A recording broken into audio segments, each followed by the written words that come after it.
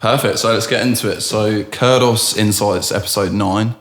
Yes, it is a three-way today, so we're going to get into it. And the topic is get with the times. Yep.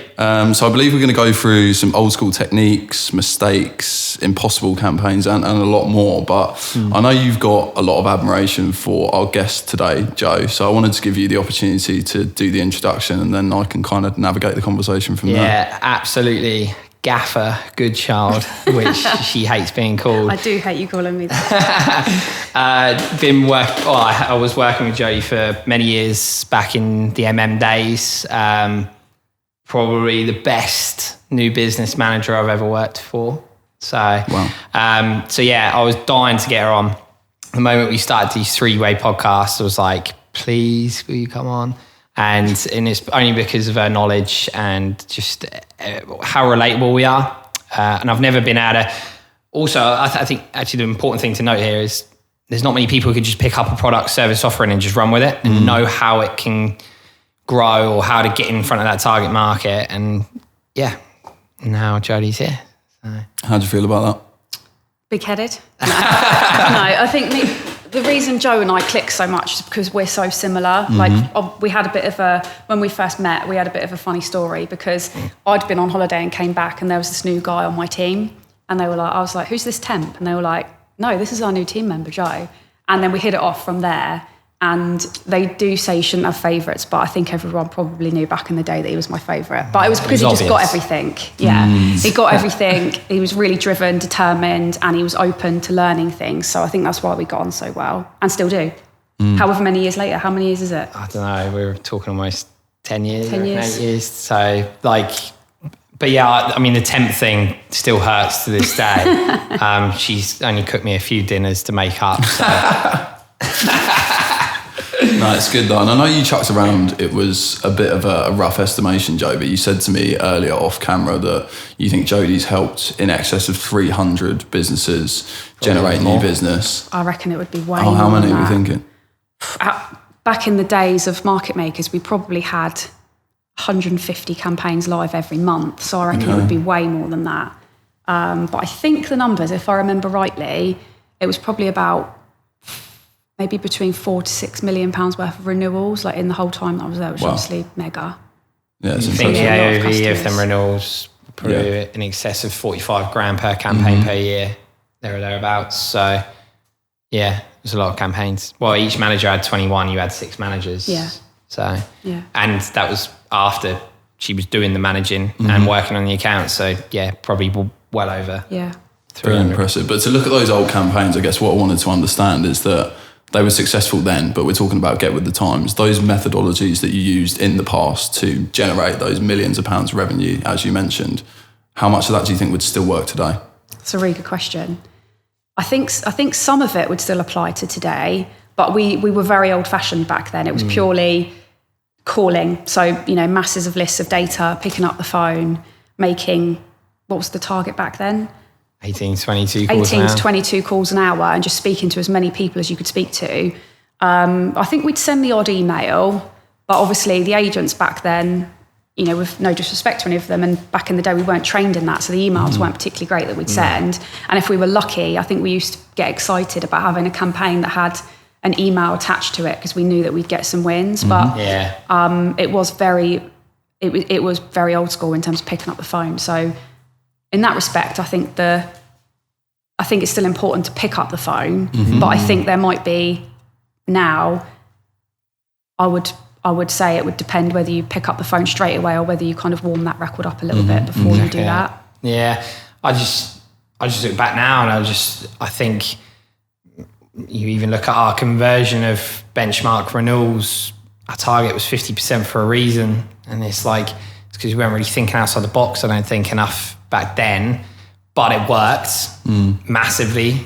But now I just don't think it worked. Well, I know it doesn't have the same effect, and this is why we're not doing the same thing now. This is why, unfortunately, companies like don't exist anymore because of that. Yeah, it's interesting you mentioned the 18 to 22 calls an hour, which pricked my ears. I know that you've spoke to me about this before, Joe, but how do you feel about that specifically? And what kind of behaviour, I guess, do you think that strategy promotes? Well, I think it has a negative effect in the way where there still needs to be some form of KPI there, right? Because if you get a caller to try and make calls and they're a procrastinating caller that's an agent that's very inexperienced, the likelihood is they probably will take advantage of the fact there's no KPI. It does happen, but then you have driven people who we work with who will just pick up the phone naturally because they're hungry for it. But it teaches people to be getting on to the next one, and actually that can have a negative impact on data. And then we touched on this in previous episodes about how if someone fits that target demographic, why would you close the door so quickly? Because you've noticed that you're not going to convert them into an appointment. So therefore you're rushing the call, rushing to get off it, has a negative impact on that decision maker, and they're probably not actually going to keep that door open. Whereas if you train an agent to actually speak to X number of decision makers and build X number of relationships, the mindset then changes.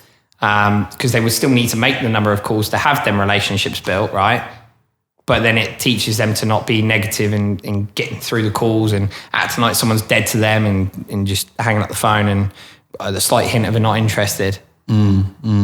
I'm thinking about this out loud, actually, and potentially a question for you, Jodie, is obviously there's get with the times from an individual perspective, but there's also get with the times from a business perspective. So say as an individual within a business that can't get with the times, but the individual wants to get with the times, how frustrating can that be for that person when they want to say, actually, let's implement this, let's do things differently, but the powers above are saying no? Oh, I've been there. I've been there. So I and anyone that's ever worked for me will probably remember this in the SME days, but I thought it was always really important that you had a good balance between making enough calls, but also giving yourself enough time to research that record before you called it. Because you don't just want to pick up the phone, you know, look at a name and call it, because that person might not be there anymore, their job title might have changed, somebody else might have taken over. So you've got to get a good balance. And I would quite regularly challenge my powers that be on that particular KPI, because it wasn't one, like Joe said, I think it's really important to monitor that, but I think you can almost be aware of, you know, what is and isn't acceptable. And I think, you know, if you know your staff well enough, you know which ones are, you know, putting the hard work in and which ones aren't. So I would always be really lenient to my memory. Hopefully no one listens to this and says, no, you weren't. But with guys that would make maybe lower calls per hour, but they had a really high volume of appointments booked. But it would be a challenge, because there used to be bonuses linked and incentives linked on hitting and delivering a certain amount of calls per hour. And of course you get people that would, you know, purposely just, you know, ring, hang up, or the worst case, you know, call an IV line and hang on it for, you know, 20 minutes or something to get their talk time up. But I think it was a real challenge, It was. That's quite funny you mentioned about that. What memories does that bring up? I heard you laughing then. One guy that actually Jodie hired. Pass the blame. She made me go ahead with it because she saw potential in him. Rang his mum and told her to just leave the phone up.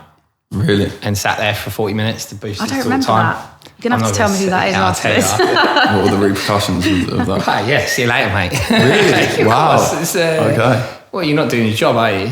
But yeah, I just laugh because every time someone talks about old stories, I just, remember that. And yeah, that was quite funny. No, it's good. We spoke a lot about, I guess, the old things and things that potentially you shouldn't do, but it'd be good to get into what you should do today to get with the time. So what does an ideal set of, to use your favourite words, Joe, cadences look like? Yeah, I think that each campaign, each client is different.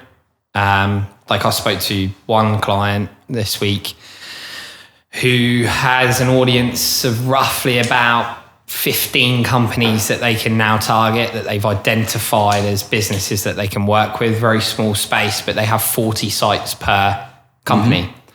Now, they are not brand aware within these businesses, but the people that we're speaking to could be 10 different people in these companies because it's very technical. So it's a massive, almost like the cadences are to, first of all, find out that company tree line and understand who's who, what roles and responsibilities and just get a bit of brand aware within that business.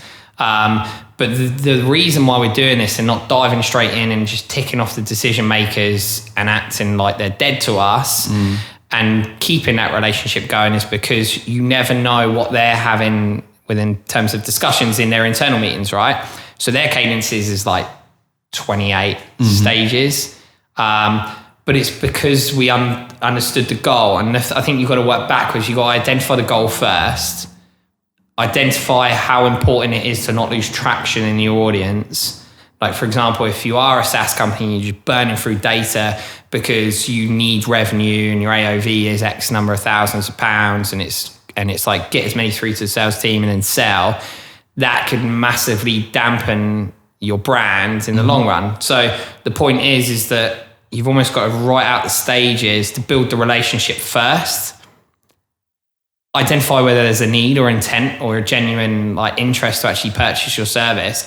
Otherwise, it's pointless forcing someone into a meeting because they're thinking about it. Oh, I thought about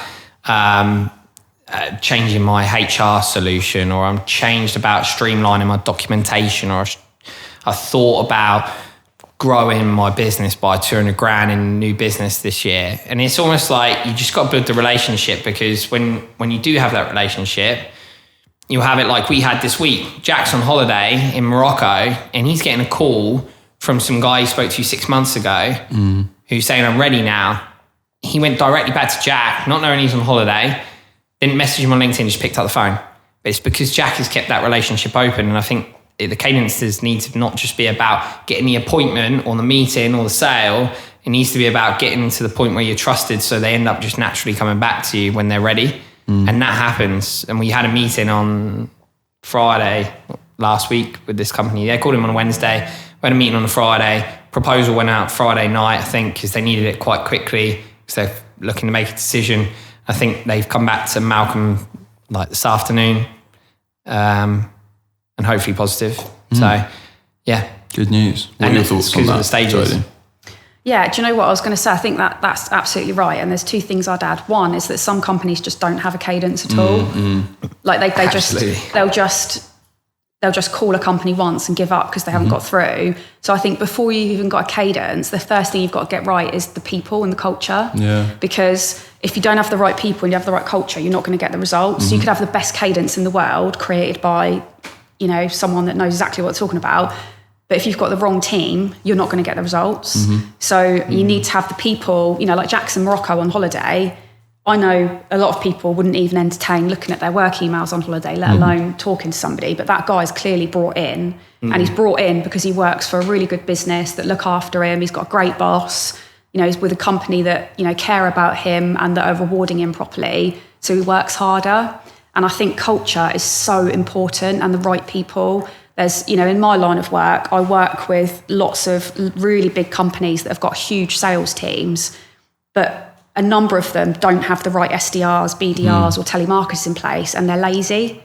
And, the leads that we produce them, they'll just call, I didn't get through to anyone, that's a rubbish lead. Yeah. And they just won't try because they haven't got the right mindset to build that relationship. So true. That's a really good point, actually, and there's another layer to the conversation which I didn't realise was going to arise. But off the back of that, how has your interview strategy changed over the years that you've been within the industry? It's a really good question. And do you know what? It took me a really long time to get that right, because it's really hard to make a judgment on somebody within...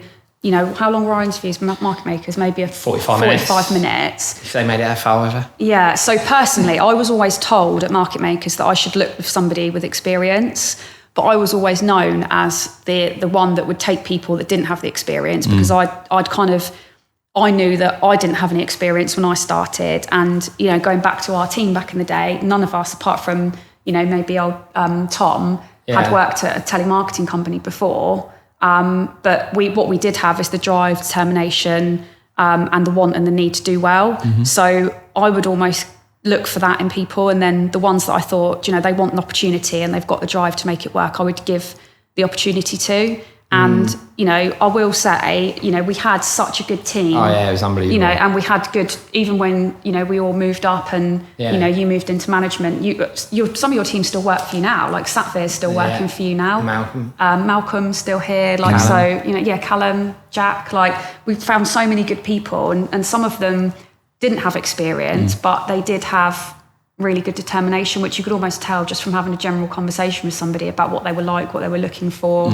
And I used to quite often take punts on people, and you know, most of the time when we worked in our SME department, they kind of paid off really well, I think. Absolutely. I think as well, like people have such a negative view on this SDR telemarketing role, and now there's almost this perception that you should only be in that role for 2 years to get to account exec or to get into sales. And actually, you can train these people to love their role, and because it is an important role. Not everyone does it, and you don't have to have high turnover of staff. Like everyone who's here who started is still here. Do you know what I mean? Bar one person, I think we've let go. So it's like it's just, that's not just down to interview as well. It's just been able to mold people. Like Jodie said, if you can see someone you can mold, and you have that. You know, I've had conversations with Malcolm in interviews, and I'm like, no, trust me, I think that we can mold this person. So. Yeah, I think that's a really good point. And I was going to go back to that actually. So let's say, put a scenario on the table. I come to you, I've got no experience, but you think this guy's got potential. What qualities would you mould into me to make me an effective employee? Great question. I think you've got to be a good people person and a good people manager, because what that person will need is your guidance and your experience and your knowledge, and you need to spend enough time with them to impart all of that knowledge on them. If you just hire them and put them in the seat, pat them on the back and, you know, go off and leave them and expect somebody else to do it, they're not going to learn. But if you take that person under your wing and, you know, take time to work with them, mentor them, you know, teach them and provide them with constructive feedback that will help them, you know, in live environments and non-live environments, that's what you're looking for. It's just so I guess the attributes just would be somebody that's hardworking, dedicated, somebody that maybe doesn't have the experience but is wanting the opportunity, and somebody that's loyal. I think that's kind of really what you look for.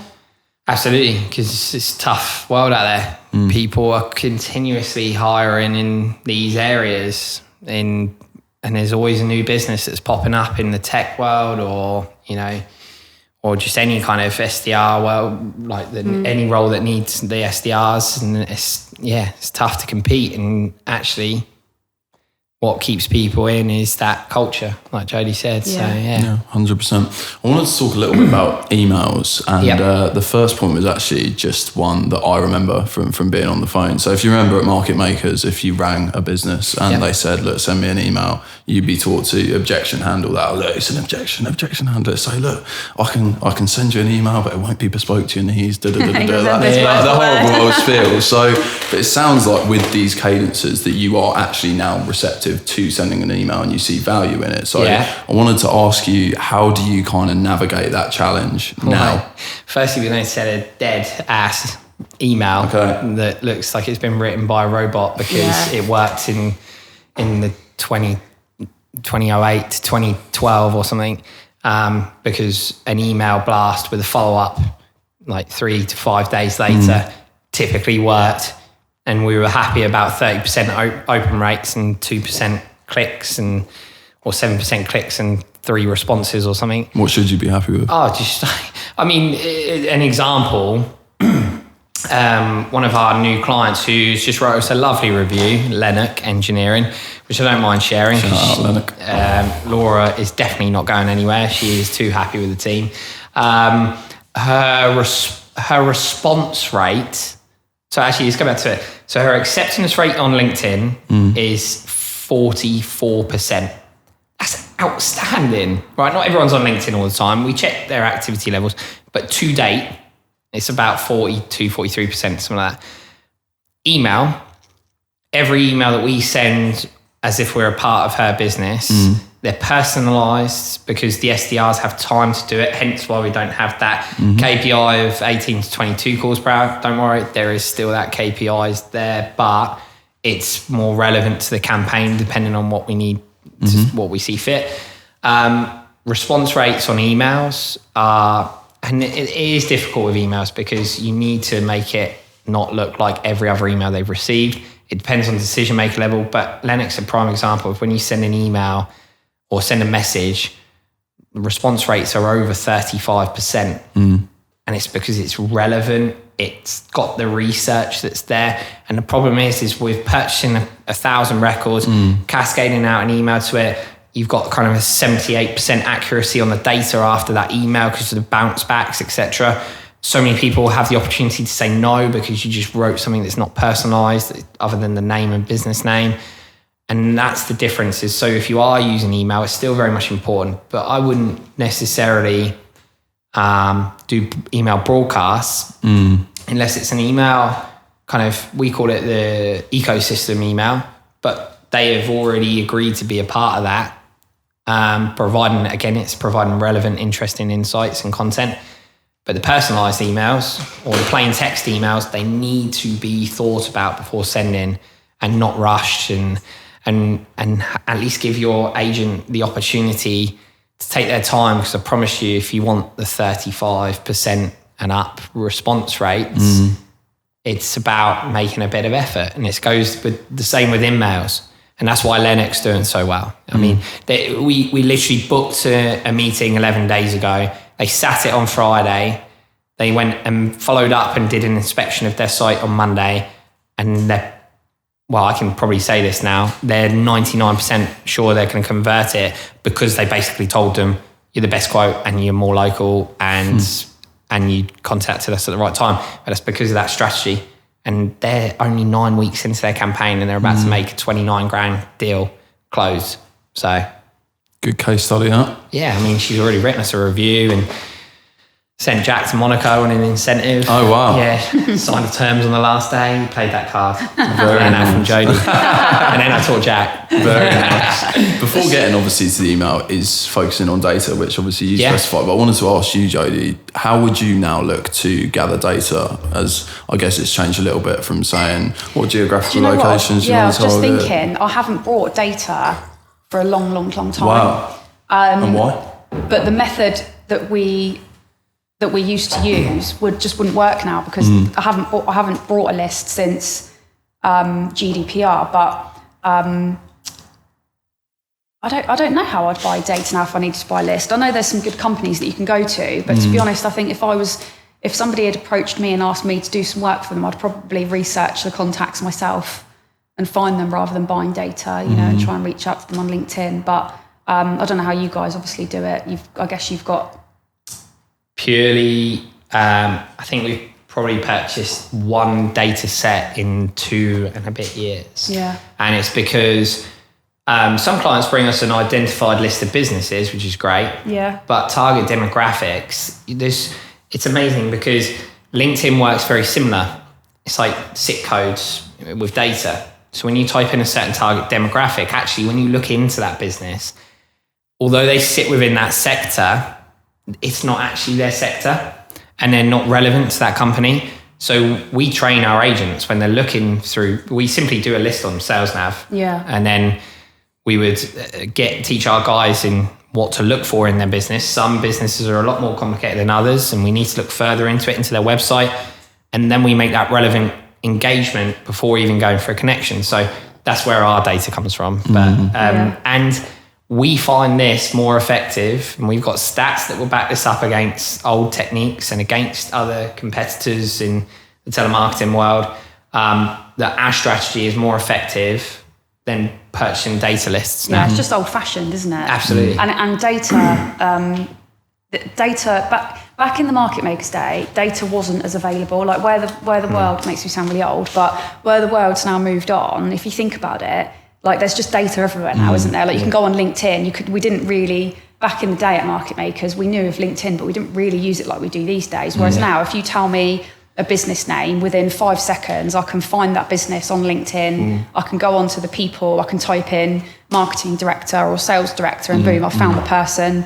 Move over to another website and find their email format. Bang, you've got what you need, and you haven't had to pay anything for that data. So I would say companies that now purchase data are behind the times, and I would say it's a waste of money. Absolutely. I think, and the only time we've had to do it is because it was like Cisco Gold Partners, and that was only for the company name. That wasn't even for the decision makers. And what we did with that data is then write the cadences after and acted like, and use LinkedIn in the way that we do and the follow-ups, etc., the way that we nurture that relationship engagement and so forth. But their strategy was still like 14 to 16 cadences, even though we still had mobile numbers in there. And I think it's because we could have been in a rush and just dive straight into some of these Cisco partner data that we managed to purchase, which is gold. But when we managed to get through to these people, we took the right steps beforehand. So then they were more relaxed and relevant on that call. Because a lot of these people will be like, he's calling their mobile number straight away off the nose. And there are techniques that you can use on the phone to keep that relationship going, or to not come across as so cold and like every other telemarketer. But the fear is you've almost got one shot with that person and to nurture in the right way. And if you are to purchase data, don't then use it to just spam and call, or treat it like five and dive on the record and stuff. It's just all shit techniques that just like are just going to fuck up your brand. It's really risky. I was talking to a customer the other day, and they didn't have much experience in telemarketing, SDR, BDM. And they said that their target market was really small. And I think there was probably maybe 50 companies that they could work with because they're such a niche product. And I was talking to them about what they were doing, and they said, yeah, well, we've got this company that we work with, and they send 500,000 emails for us a month.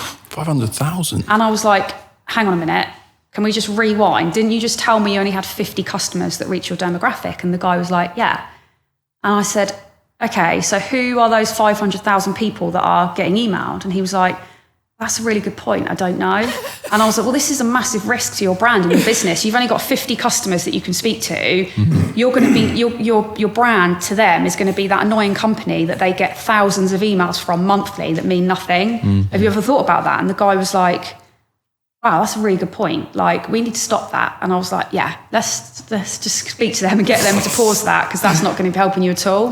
But that just shows, it is, and it just shows the importance of having a trusted partner, like somebody that knows what they're talking about, that knows this industry, because I bet there's so many companies out there that just, they don't understand this, and because they don't know it and they've not been in it and lived in it, they're working with companies that don't know what they're doing, or they're trying to do it internally and they're doing it wrong at the damage to their own brand. Yeah.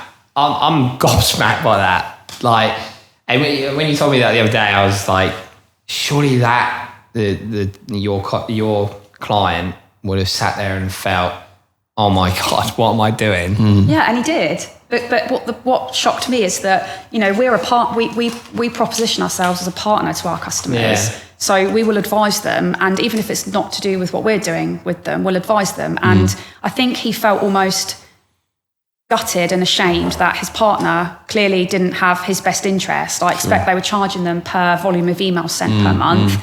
So their mindset was like, let's just send as many emails as we can, because this customer's invoice is going to be huge. Where your mindset should be, what's the best, if this customer's paying me, how can I use their budget to get the best for them, and how can I look after them as a customer, rather than how much money can you try and squeeze out of them. I think that's where companies go wrong. And, sometimes in the past, market makers have been a bit like that in, Yeah, you got some budget. You've got some budget. Let's take it, rather than what's best for the customer. Sure. But yeah, that was quite funny. I think to add to that, it's a simple answer here, right? That company is not working from what it takes to make a sale backwards, are they? We go through this thinking about the sale and teaching marketing to work with sales properly and have that alignment. That is, there is no alignment at all. That company is spamming 500,000 people. And I guarantee their word of mouth strategy is crap, because if I received emails like that, I'd just delete it straight away. If it's irrelevant, I do get emails that are relevant and I will read, but I mean, that's just crazy. The CEO must be looking at the strategy thinking, well, we're getting all these leads, why are we not making any money? The crazy thing was they were getting some appointments off the back of that, but it just, it really did gobsmack me. And I think it kind of made them think a bit. And I ended up saying to them, look, let me give you some advice on things that you need to go and ask this company. Because then I said, well, what do they do with that data? And they were like, oh, they just book appointments. So I was like, well, what do they do with the companies that have opened it? What do they do with the companies that reply? How many calls do they make to that data? How many decision makers do they speak to an hour? They didn't know. They were just paying this company a retainer to send 500,000 emails and get some appointments at the end of the month. It's crazy. Do you remember getting an appointment with a student? Probably. It wasn't you. It wasn't you who booked it. Someone booked it either for you or Stu or someone, and it was with a student. And they were winding up. It was Sam, because Sam sold it. It was a deal on the day as well. I'm sure it was a deal on the day. He wasn't even a business. I'm pretty certain Sam got a deal on the day with someone that was 16. Oh, wow. He was a student. But didn't have a business. I swear someone met up with a student once and was like, and that was off, they received an email. Clearly they were doing some research at an expo. They left their details with the marketing team. Marketing team then called them up and this guy's booked an appointment, and then one of the sales guys has gone out, sat down with this student and went, I was just busting the guy's ball, and ball's on the end of the phone. Oh, wow. Yeah. But again, like, no research. Like, you just targeted someone who's a student. And that's the fear in doing these old techniques in purchasing 500,000 records emailing, because you might end up meeting a student who's just winding you up. It's interesting what you said, Jodie, about your contacts. I'm sure he came off the phone thinking I could really do with a consultative business to engage with. So that's interesting. But I wanted to ask a little bit about expectations, because we've spoken about being specific with data, and I guess being more specific with data will allow you to give better or more realistic expectations. So I wanted to ask you how you think being, I guess, open and transparent with expectations have changed from the old days of, look, we can get you one appointment every 10 hours to now. What does it look like now? I think and Jodie will probably agree with me on this, providing you're using the right strategy and the right cadences, you probably will be able to tell exactly when the first opportunities will start to come through. So that's still the same for me. And normally I think there's once I've not been accurate on that since proposing a piece of business here. And that may have been because the strategy's changed too many times. It's still good and it's still going, the campaign. But what I don't do is then say, you're going to have a run rate form. And it's because I believe now, certainly in a lot of the companies that we work with, majority of businesses need 12 months of data nurturing to then form a run rate. And that's only because providing you built the relationships in the right way and you've got a consistent flow of relationships, year 2 is flourishing. And Productive's a prime example of this. And in the early stages, it took us 20 weeks to generate the first meeting. And then they carried on with us for 12 months. Year 2 kicks in. We are now generating a run rate of roughly around about 2 to 3 genuine intent opportunities per week, because of the pipeline that's nurtured and the relationships, the projects that we've forecasted in the pipeline within these businesses who fit the ideal client profile. We've kept the engagement, we've added them in the ecosystem, and we're generating 2 to 3 a week now. But that was impossible to tell. And we can't, and back in the day we could say, because our ability to make calls, we just knew, I'll boss this IT campaign, I'm definitely going to bang in 10 in this 24 weeks or whatever, because typically we did that in the past. It doesn't work now. How hard is it then to deliver that message to, let's say, a sales director, marketing director that has been told over the last 10 years that we're going to get you one every 10 hours, and potentially for 80% of those years it has worked, and then you'll come in and you're saying, actually, you're going to have to invest for a year. I can't guarantee anything, you might not get anything, but in year 2 you're going to get 2 or 3 a week. How hard is it to tell that message? Well, we've just been through a pandemic. A recession is probably on the horizon. Probably. Definitely. We're never going to get out of it. And actually people are more careful about these things, but also I think people, where they're in this position, they're analysing their conversion rates. Back in the day, we didn't mind a 1 in 10 conversion. So we would work with the client, we would book 10 meetings, they'd convert 1. Okay, great. So for you to convert 10 more clients, you need to invest 10,000 hours. That was normally the pitch, right? So now it's about going, how can we reduce that conversion? How can we take our time with this data and actually understand how we can get you to 1 in 3, 1 in 4, rather than 1 in 10? And like I say, I've worked with people in Dubai who've got 1 in 20 conversion. They were happy. Worked with them for 6 months. They've now got that down to the 1 in 3. They're burning less data. They're now forming a run rate, and they're converting better. And it's because their mindset changed, and they started to think about the demand funnel rather than lead funnels. And high volume lead generation isn't good anymore. B2C and in fashion world, it works well. Because again, you're funneling through people to websites, but in the B2B world, you've got to be careful, and you've got to start at the top, work your way down. So in terms of the sales directors, I'm transparent with them. Are your sales team pissed off with sitting shit meetings? I was that salesperson. Yeah. I remember. Yeah, I know. But it's about saying, I can relate to your sales team. How would you feel if you had less of the sales team, which is not nice to say to any business? You're getting less meetings come through, but your investment per appointment or per meeting, your spend on that meeting is a lot less, and you're making more money. Your conversion on these per appointment is through the roof. And you're actually putting the mindset in them, how would you like to close 1 in 3, and have less spend and more spend to spend elsewhere? These are the types of things, and this is why we get to know the whole business, the marketing, the sales, everything. Because once you know that business inside and out, you can actually give them free advice like Jodie does.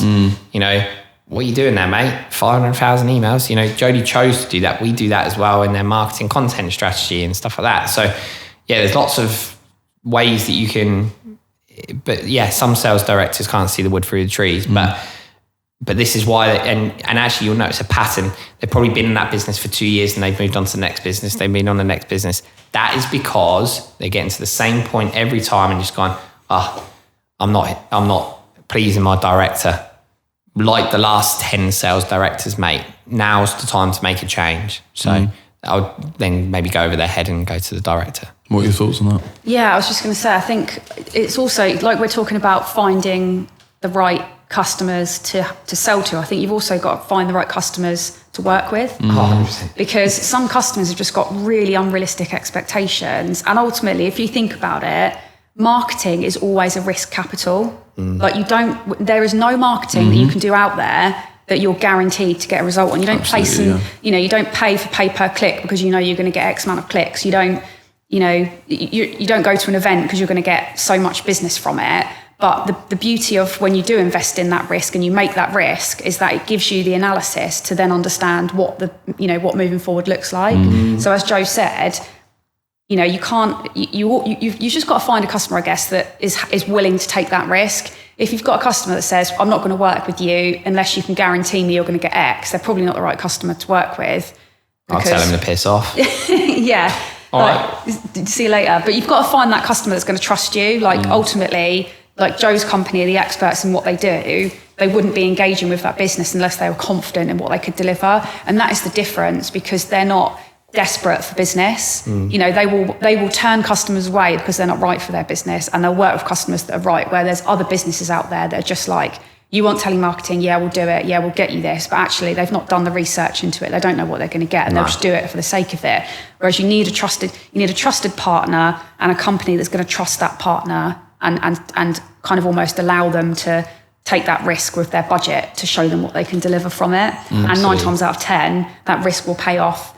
And, that customer you just mentioned, a few months down the line, they'll see the results and, they'll be coming back for more. Also, to add to that, the employees, if you're setting them up to fail by taking this client on because they've only got a measly $5,000 to spend on a campaign that needs actually 28 grand's worth of investment, like your team are getting negative because you're essentially setting them up to fail. And that's exactly what I say to people. They're like, Joe, that's just out of my remit at the minute. Okay, that's fine. Let's keep this conversation going because I do think we can help you. But when your budgets allow you to, we stay in the front of their mind. We add them into our ecosystem. But the one thing I do always state to them is, if I took this on, which I could do, I could easily take your cash now But one, you're not going to renew. Two, I'm setting my team up to fail, and I'm not going to affect my retention rates. And because I want you to be happy with working with us, because you being happy makes you talk good about me, which makes more clients come in, and it has a knock-on effect. But also it keeps my employees here because, or my team here, sorry, I don't even like saying that, because they're happy and they're renewing their clients, they get that involvement, they get that praise, and that's what it's all about. Yeah, they'll go out and spend 28 grand a year on a crappy salesman. Yeah. That won't deliver any appointments. Yeah. Rather than, it just makes sense, invest that money in an outsourced company. You don't have to worry about all of the holiday pay, sickness pay, training them. It's almost a no-brainer, isn't it, if you work with the right partner? Yeah, we turn more people away than we propose to. How hard is that? I just want to be really open with you because you're a young business. If we're being honest with each other, all young businesses have struggles, cash flow issues, stuff like that. So 100%. Let's say you're going for a tough month and you've got a business which is saying, look, Joe, I want to work with you. Here's 30 grand for sake of example, but you don't think it's right. How hard is that to then say no? Oh, it's painful. It's terrible. But I know that they eventually come back. We have it a lot, and especially with Jack. And Jack's no longer in new business, guys, just so you know. So we have a new business team. He's still with the company, but he still has people come back to him now, and he's been working in operations for the last 2-3 months. So, and it's painful for even him to turn people away before they come through to me, or my team to turn people away before they come to me. And yeah, it's difficult. And there has been times where I thought, we need it. I need to pay people. But then it's just no point. It could massively impact our brand. Our brand has a great reputation at the moment, and we don't want to impact that. We want to be that brand that people can trust, rely on, listen to our videos and praise us and drop us a message and say, thanks, you really helped us. Because we know even then people end up coming back to us one day when they're in a position to afford us. So it's all about retention, relationships. That's it. And if it impacts either of them, no point in agreeing to it. So yeah, tough one, but yeah. Good answer. Really good answer. It's gone through a lot of what I wanted to go through, to be open with you. But Joe, I actually wanted to shift the mic to you at this point and give you an opportunity to ask Jodie some questions. Ooh. Okay. No, I'll not go on a date with you.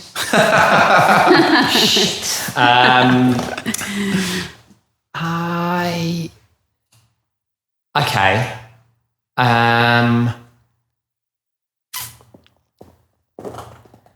Most unrealistic campaign that you've ever received in a sales brief, and you were convinced it wouldn't work at the start, but you did some absolutely unreal magic and turned it around. Oof, God, I'm going to have to revisit the... Do you know what? I can remember one, and I've actually...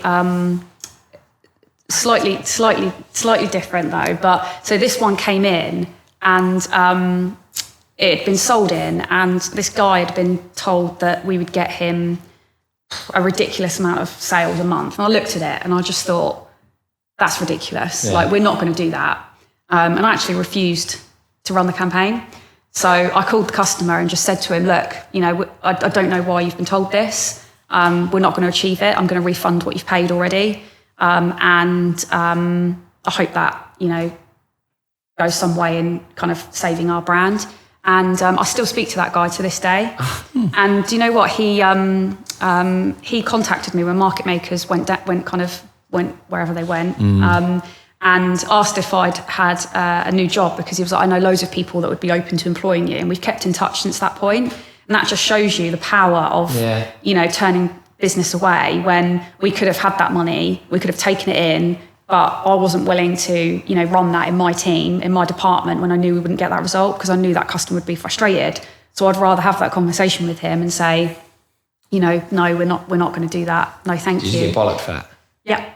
Yeah, I did. Yeah. And I had to take it and carry it as a cancellation, which was unfair, because technically, I guess you could say it was a bit of a missell, because it was doomed from the start. Absolutely. But I would rather wear the cancellation than run the campaign and have the stress of it. But in terms of what I've done, I think that the biggest thing was changing the way that the current company I work for at the moment. When I first started with them, I worked in their enterprise SDR. And I completely changed the way that they were doing their outbound, because they were old fashioned in that they were just calling through data lists. And I was like, wait, this is, the old school way is what I've learned, but I've still kept my finger on the pulse of how this thing goes, and we shouldn't be doing this. This is how we should be doing it. I created a 10-step cadence with like particular emails that would go at a certain point, particular messaging that included LinkedIn and and a call as well, but using all the mediums.